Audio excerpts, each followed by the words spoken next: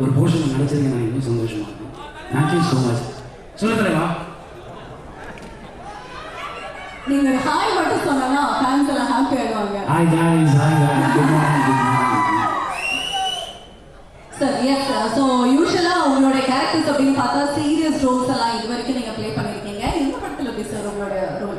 Teaser பார்க்குற வரைக்குமே கொஞ்சம் அப்படியே ஹாப்பியாக ஜாலியாக நீங்கள் சொன்ன மாதிரி ஏன் படத்தோட ஷூட்டிங் முடிஞ்சதுன்னு ஃபீல் பண்ணுற மாதிரி ஆன் ஸ்க்ரீன்லேயே தெரிஞ்சிங்கன்னா அவ்வளோ ஜாலியாக நடிச்சிருக்கீங்க. உங்களோட ரோல் இதில் என்ன மாதிரி? நான் ஜெயம் ரவி சார் பிரதர் இல்லாமல் நடிச்சிருக்கேன். எப்படி சொல்கிறது, மனுஷன் எல்லாம் கூட எல்லாம் மச்சான் எல்லாம் வாழ முடியாதுன்னு சொல்லுவாங்க. அது மாதிரி அவருடைய மச்சான் நாங்கள் பற்றி வச்சுருக்கேன்.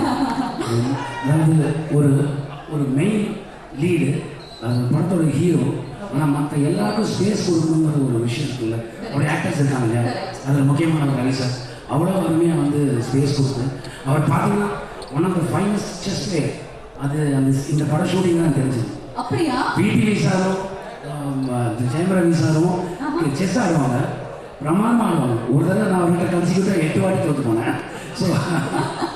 ஸோ அந்த மாதிரியான ஒரு அந்த படமாகவே தெரியல.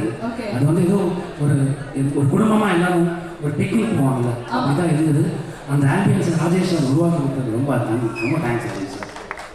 Thank you sir, thank you so much. So we're looking forward to seeing the movie full fledged. Of course. ரொம்ப நன்றி வந்ததுக்கு. Thank you. Any words to the fans out here? Yeah, please. நல்ல படம், எல்லாரும் தியேட்டரில் வந்து ஃபேமிலியோட பாருங்கள். ரொம்ப நாளைக்கு அப்புறம் ஒரு குடும்பத்தோட பார்க்கக்கூடிய படமாக வந்து பிரதர் அமைஞ்சிருக்கு. நீங்கள் பாருங்கள், பார்த்ததுக்கப்புறம் சொல்லுங்கள். You will really feel it. Thank you so much. நன்றி.